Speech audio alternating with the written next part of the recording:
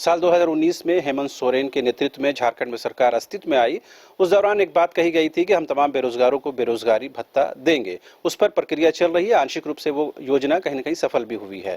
अब इसी तरह की बात तेलंगाना राज्य में आई है। वहां जो कांग्रेस से फुल मेजोरिटी के साथ सरकार में आई है, वहां भी ये कमिटमेंट किया गया है कि हम प्रति बेरोजगार प्रति महीना 4,000 रुपए की राशि देंगे। लिहाजा कहीं न कहीं यूथ पर झारखंड में भी फोकस था और तेलंगाना में भी है फोकस है, और दोनों ही पार्टी आज सत्ता में है। इस वक्त हमारे साथ मौजूद हैं झामुमो के वरिष्ठ नेता एवं केंद्रीय महासचिव सुप्रियो भट्टाचार्य जी। दादा, ये जो योजना है आपकी जानकारी में तो है, ये फुल कहते हैं ना, फुल फ्लेज इम्प्लीमेंट क्यों नहीं हो पाया? नहीं, देखिए उसमें बहुत सारा टेक्निकल भी कुछ चीज़ें हैं कि बेरोजगार जो एक जो शब्द है सरकारी आंकड़ा कहता है कि जो एम्प्लॉयमेंट एक्सचेंज में रजिस्टर्ड है, लेकिन उसमें भी देखा गया है कि बहुत सारे जो लोग हैं उनका एम्प्लॉयमेंट एक्सचेंज में तो है, उनको इंटरव्यू के लिए भी जाता है, प्लेसमेंट के लिए भी जाता है, लेकिन वो टर्न आउट नहीं करते और फिर अपना कोई प्राइवेट काम करते हैं। तो ये जो टेक्निकल जो चीज़ें हैं ये बड़ा मुश्किल होता है, क्योंकि फिर ऑडिट बोलता है कि जब उसने रिजेक्ट किया आपके प्लेसमेंट को, इसका मतलब दे हैव सम एम्प्लॉयमेंट, तो फिर वहाँ एक टेक्निकल प्रॉब्लम आ जाता है, क्योंकि ये एक एक्सचेकर एक्सपेंडिचर है जो गवर्नमेंट के ट्रेजरी पे पड़ता है। तो यही थोड़ा सा टेक्निकल चीज़ है, लेकिन उसमें भी बहुत हद तक जिनको लगता है, जो अनुशंसा जिनकी होती है जनप्रतिनिधियों द्वारा, उनको तो फिर इससे आच्छादित कर ही दिया जाता है। लगातार जो योजना चल रही है, आपकी योजना, आपकी सरकार, आपके द्वार कार्यक्रम होता है, मुख्यमंत्री भी पिछले दिनों कह चुके हैं कि 40 से 50,000 वैकेंसी आने वाली है। अभी 26,000 शिक्षकों की बहाली की प्रक्रिया चल रही है। 11th जेपीएससी नोटिफिकेशन का इंतजार है। तो ये माना जाए कि जो कमिटमेंट रोजगार को लेकर सरकार ने किया है, 4 साल में जो भी कोरोना की वजह से जो कुछ इम्प्लीमेंटेशन नहीं हो पाया, अब 1 साल में उस कमिटमेंट को पूरा किया जाएगा, खास करके रोजगार के फ्रंट पर। देखिए, रोजगार के फ्रंट पे हम लोग लगातार काम कर रहे हैं। अभी तक में हम कह सकते हैं, चाहे रोजगार मेला के द्वारा हो, चाहे सीधी नियुक्ति जैसे मेडिकल में हुआ, एग्रीकल्चर ऑफिसर्स में हुआ, आपकी यूनिवर्सिटीज़ में हुए, जेपीएससी हुआ, लगभग 75,000 से ज़्यादा लोगों को हम लोग डायरेक्ट एम्प्लॉयमेंट दे चुके हैं। खिलाड़ियों का रोजगार हुआ, खेल पदाधिकारियों की 2400 जिला में नियुक्ति हुई। ये तमाम चीज़ों को कैटर कर लिया गया है। और जो जेएससीसी के माध्यम से भी जो नहीं, शिक्षक खाली नहीं, उसमें जूनियर इंजीनियर की भी बहाली चल रही है, लैब असिस्टेंट की है, शिक्षक की बहाली के साथ साथ अभी आने वाला है जो आपका जो सचिवालय संवर्ग का, उस पर भी है, हाई कोर्ट में भी नियुक्तियां हुई। तो ये तमाम प्रक्रियाएं चल रही है और हमको लगता है कि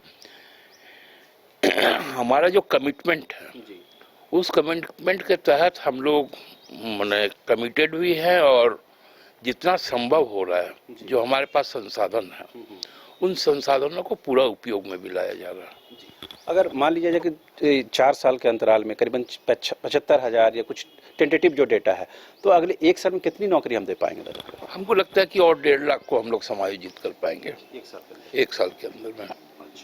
एक दूसरा सवाल ये है दादा, आपने जैसा मैंने जिक्र भी किया है कि झारखंड एक अजीब सा एक स्टेट हो गया। पिछले 1.5 सालों से ईडी की कार्रवाई चल रही है, उसी बीच में सीबीआई कार्रवाई चल रही है, अब आईटी की रेड चल रही है, कांग्रेस के जो राज्यसभा सांसद उनके यहाँ चल रही है। किस रूप में इसे देखा जाए? नहीं, देखिए, ये तो चूंकि हम सेंट्रल के साथ में जो नीतिगत तौर पे तो जो राज्य और केंद्र का जो आपस का जो सहयोग है वो अलग बात है, लेकिन जो राजनीतिक मुद्दे हैं उनको यदि आप अपना हथियार बनाते हैं तो कहीं ना कहीं ये बुरा प्रभाव पड़ता है गवर्नेंस पे। और यदि आप गवर्नेंस का डिलीवरी कर रहे हैं, उस वक्त में यदि गवर्नेंस को आप टेम्पर करते हैं, तो जाहिर सा बात है कि एक बनेगा कि सरकार काम नहीं करती है, सरकार, एक परसेप्शन बनाया जा रहा है। आप बताइए ना, रेशियो क्या है? आप ईडी का छापा मार रहे हैं, आप आईटी का छापा मार रहे हैं, आप सीबीआई का छापा मार रहे हैं, आपको उसमें मिल क्या रहा है? रिकवरी क्या है? लेकिन एक परसेप्शन बन जाए, आयकर का छापा, इसका मतलब ये चोर है, ईडी का छापा, इसका मतलब ये गलत है, सीबीआई कहे आया है भाई। तो ये जो समाज चूंकि गहराई में जाता नहीं है कि राजनीतिक विद्वेष की भावना से पिछले 9 सालों में आईटी ने कितने भाजपा के लोगों पर छापा मारा, सीबीआई ने कितने भाजपा के नेताओं पे छापा मारा, ईडी ने कितना पर मारा। पूरा छत्तीसगढ़ का जो रिजल्ट आया वो महादेव ऐप का जो ये आया, उसमें मध्य प्रदेश का उस पे ईडी का छापा हुआ, गिरफ्तारी हुई।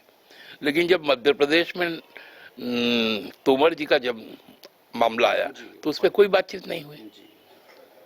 तो यही सब चीजें जो है कि समाज को बरगला कर, भ्रम में रखकर भारतीय जनता पार्टी इन मुद्दों के साथ खेलती है। ये आपने दादा खुद जिक्र किया आपने छत्तीसगढ़ का, वहाँ का जो रिजल्ट है, जो आदिवासी बहुल राज्य है, अब इसको तो ये माना जाए कि वहाँ पर जो रिजल्ट आया उसके बाद झारखंड में चूंकि उसी आइडेंटिटी का स्टेट है आदिवासी मूलवासी का, और आप लोगों की जो मेजर जो पकड़ है वो आदिवासी मूलवासी समाज और ओवरऑल सभी पर है, तो ये माने कि वहाँ का जो रिजल्ट है, जिस तरह से एसटी वोट में सेंधमारी हुई है, क्या जेएमएम के लिए झारखंड में खतरे की बात है?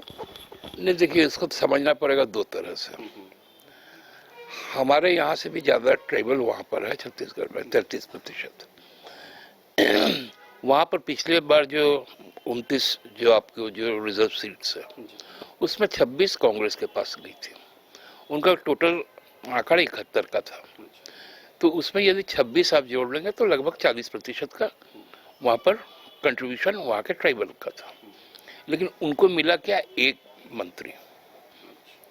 तो उनको पूरे 5 साल तक आपने एड्रेस ही नहीं किया। नतीजा ये हुआ कि लोग वहाँ से निराश हो गए उस शासन से। और उनके जो अंबिकापुर जो हमसे एकदम सटा हुआ इलाका है, वहाँ उनके एक कद्दावर नेता को भी चुनाव हारना पड़ा, जो उनकी पारंपरिक सीट रही टीएस सिंहदेव जी की, और मात्र 94 वोट से।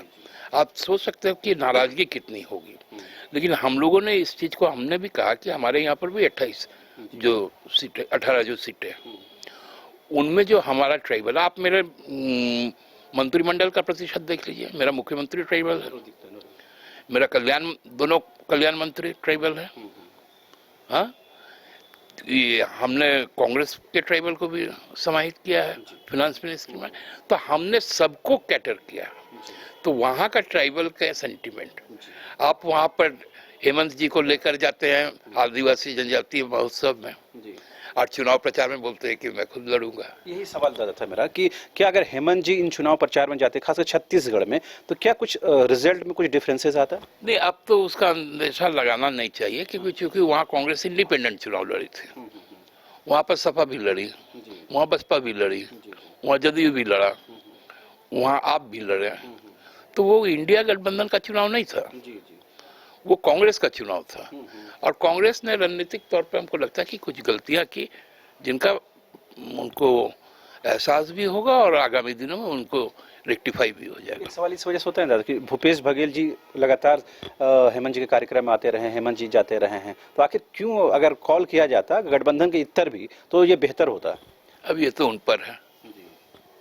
एक आखिरी सवाल दादा, चूंकि 3 राज्यों में चुनाव परिणाम आने के बाद जो पूरे देश की फिजा सियासी थोड़ी बदली हुई नजर आ रही है, आप लोग क्या ये फील कर रहे हैं डेमोरलाइज तौर पर कि 2024 में क्या होगा? चूंकि गठबंधन के तहत भी बहुत चीजें अब एक प्लेटफॉर्म पर आ नहीं पा रही हैं, नीतीश जी अलग कह रहे हैं, ममता जी अलग कह रही हैं।